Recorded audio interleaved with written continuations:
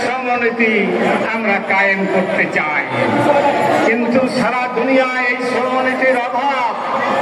আল্লাহর দুশমনেরা এই শ্রমনীতি কায়েম করতে চায় না। তার কারণ তাহলে শ্রমিকদেরকে শোষণ করা যাবে না। আল্লাহ রাব্বুল আলামিনের সবাই বান্দা, শ্রমিক বান্দা। শ্রমিক কল্যাণ ফেডারেশনের উদ্যোগে আয়োজিত এই মহা সমাবেশে আজকে শ্রমজীবী ভাইয়েরা, আসসালামু আলাইকুম ওয়া রাহমাতুল্লাহি ওয়া বারাকাতুহু। এখানে আজকে সভাপতিত্ব করছেন বাংলাদেশ শ্রমিক কল্যাণ ফেডারেশনের সভাপতি আনাম মাওলানা শামসুল ইসলাম সাহেব।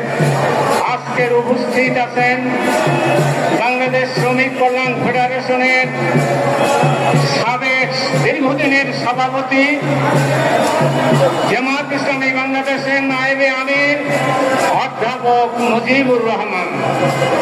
উপস্থিত আছেন সাবেক এমপি চট্টগ্রামের ভাই হামিদুর রহমান আজাদ।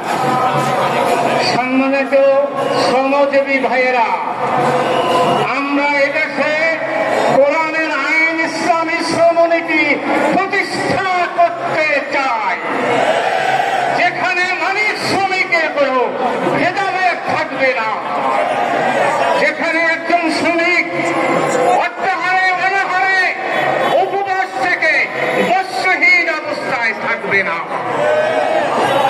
যেখানে মালিক শ্রমিক সম অধিকার পাবে, এমন একটা শ্রমনীতি আমরা কায়েম করতে চাই, কিন্তু সারা দুনিয়ায় এই শ্রমনীতির অভাব। আল্লাহর দুশমনেরা এই শ্রমনীতি কায়েম করতে চায় না। তার কারণ তাহলে শ্রমিকদেরকে শোষণ করা যাবে না।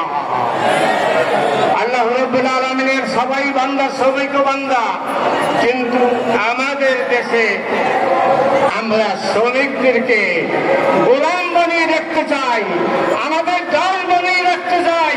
বাংলাদেশ শ্রমিক কল্যাণ ফেডারেশন আল্লাহ ছাড়া কারো দাস হতে পারে না। আমরা সেই অধিকার ইনশাআল্লাহ আদায় করে ছাড়বো।